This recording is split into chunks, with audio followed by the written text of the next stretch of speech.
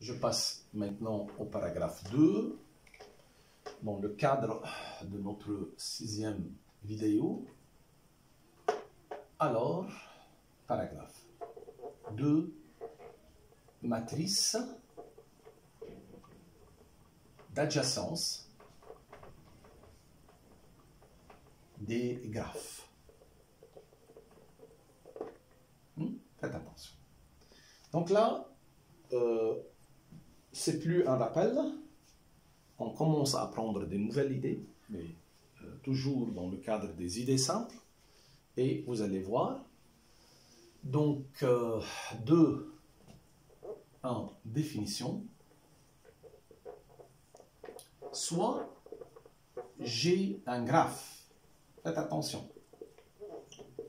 tel que V de G égale V1, Vn. Ça veut dire on donne une étiquette, on fait une certaine numération de V de G. Donc on va appeler la matrice d'adjacence de G et la matrice A égale AIJ, I et J entre 1 et N, tel que AIJ égale 1 si VI, VJ appartient à EG et 0 si non. Donc regardez bien le tableau. C'est quoi donc la matrice d'adjacence? Donc on a besoin tout d'abord de faire une énumération des sommets de G pour pouvoir définir une matrice, la matrice d'adjacence, et vous pouvez vérifier que chaque fois que je change l'énumération, on va obtenir une autre matrice, mais qui est une matrice similaire à A. Ok. Donc, pour bien comprendre, bien sûr, on doit donner un exemple. Je prends G par exemple. Alors, je vais appeler V1, V2, V3, V4. Donc, ça, c'est G. Et essayons de voir c'est quoi la matrice A. Donc, A, ici, A de G, égale. Donc, tout d'abord, A de G, c'est une matrice 4, 4. 4 lignes, 4 colonnes. Voilà. Alors, ici, qu'est-ce que je dois mettre? Ici, il y a A1, 1. Ça veut dire V1 avec V1, il n'y a pas de relation. Donc, c'est 0. V1, V2, c'est 1. Vous voyez? V1, V3, c'est 0. Parce que A1, 3 est égal à 0, puisque V1, V3 n'est pas 1. Mais V1, V4, c'est 1. Donc ici, V2, V1, c'est une arête. Donc A2, 1, c'est 1. A2, 2, c'est 0. A2, 3, c'est 1. Puisque V2, V3, et A2, 4, c'est 0. Et ici, A3, 1. 3, 1. V3, V1, c'est 0. Et A3, 2. 3, 2, c'est 1. 0. A3, 3. A3, 4. Oui, c'est 1. Et finalement, A4, 1. Oui, c'est 1. A4, 2. C'est 0. A4, 3. C'est 1. Et A4, 4. C'est 0. Donc, regardez bien la matrice qu'on a obtenue. Cette matrice, vous voyez, a des éléments diagonaux nuls et c'est toujours le cas parce on a pris toujours nos graphes tels que il n'y a pas de boucle. Et une deuxième remarque, c'est que c'est une matrice symétrique. Et ça se justifie parce que A et J, c'est 1 si V1, Vj appartient à EG. Si V1, VI, Vj appartient à EG, ça veut dire Vj, Vi appartient à EG. Donc, c'est une matrice symétrique. Alors, à quoi ça sert cette matrice? Eh bien, cette matrice est un pont très important pour le passage des graphes aux idées de l'algèbre linéaire. Pour vous donner une petite idée, on va traiter quelques propositions. Donc, je vais effacer.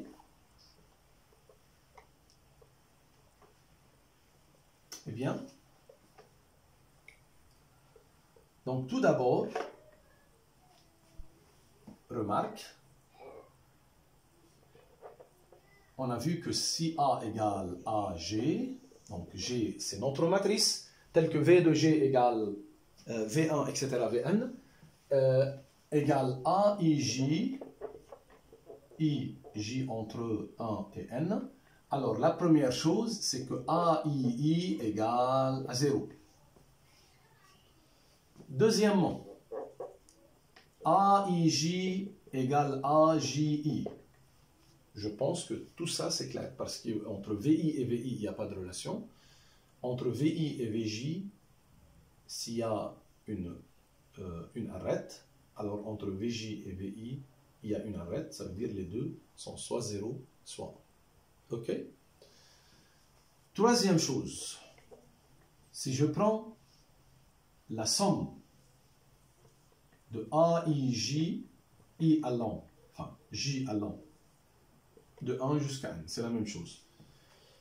C'est égal à quoi ça? Alors pensez avec moi s'il vous plaît. Si je considère la somme AIJ, J allant de 1 jusqu'à N, ça veut dire je fais la somme de la ième ligne.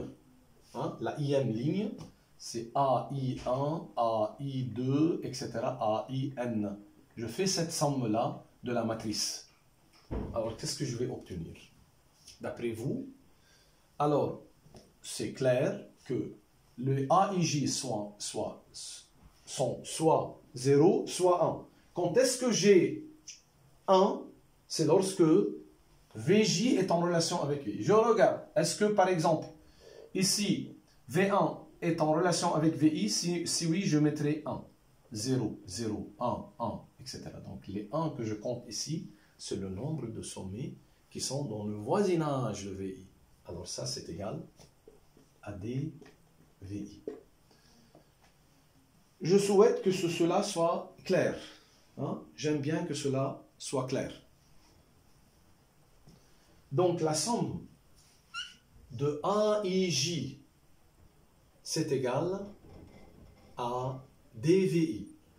La même chose, si je prends la somme de AIJ au carré, J allant de 1 jusqu'à N, c'est aussi la somme J allant de 1 jusqu'à N de AIJ, parce que carré et sans carré, c'est la même chose, c'est aussi dVI. Si vous n'avez pas encore compris pourquoi ça c'est dVI, je compte parmi la ligne, la ième ligne, je compte combien j'ai de, si vous vous rappelez, quand tout à l'heure, j'ai fait la matrice de V1, V2, V3, V4, pour la première ligne, alors on avait 0, 1, 0, 1. Alors si je compte les 1 qui sont là, les 1 qui sont là sont au niveau de V2 et V4. Vous voyez?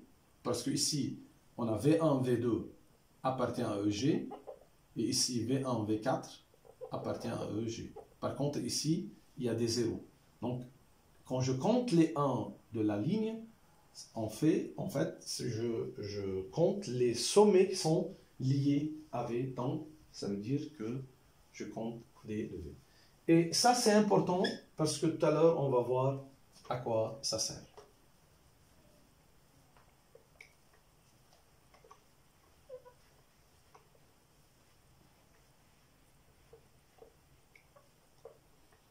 Bien. Maintenant, si je prends soit B égale A carré, je prends le carré de A de G. Alors, ce B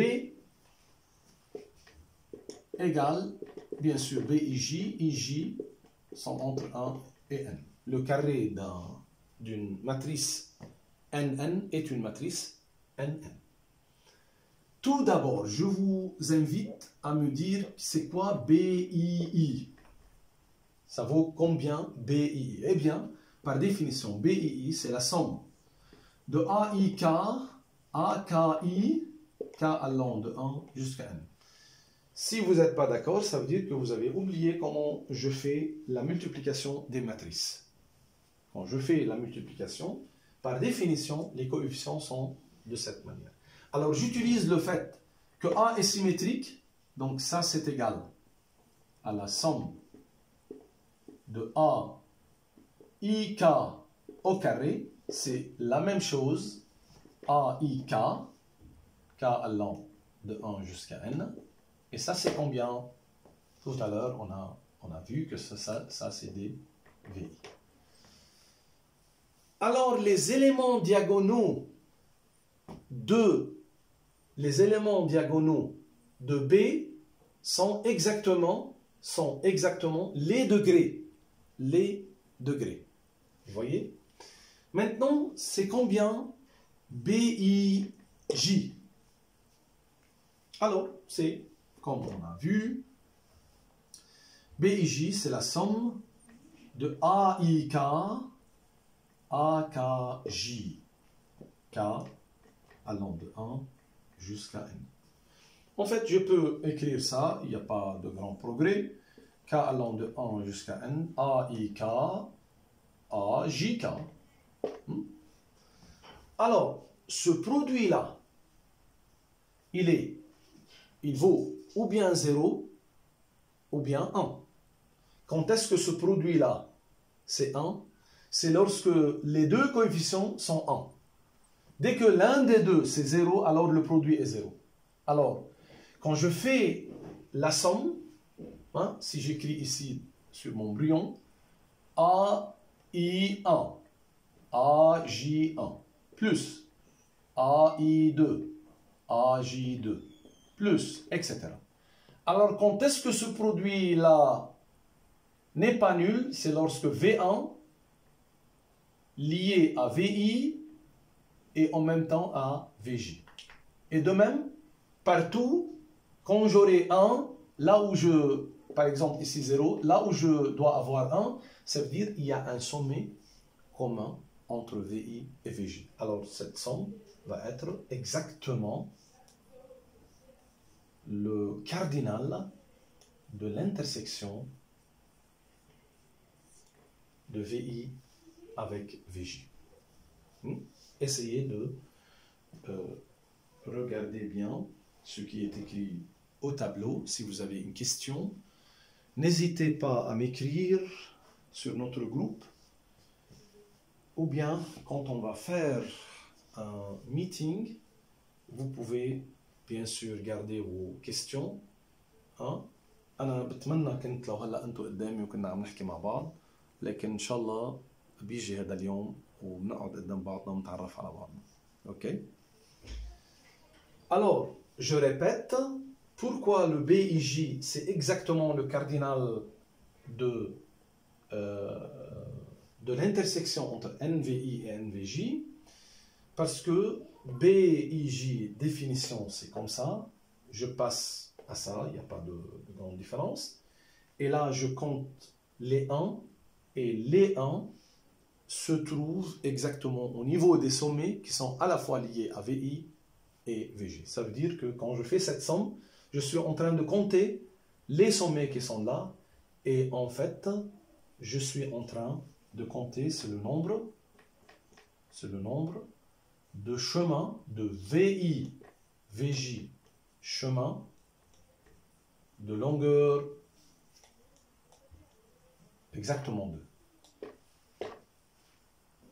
Parce que le nombre de sommets dans NVI inter NVJ, c'est exactement le nombre des chemins de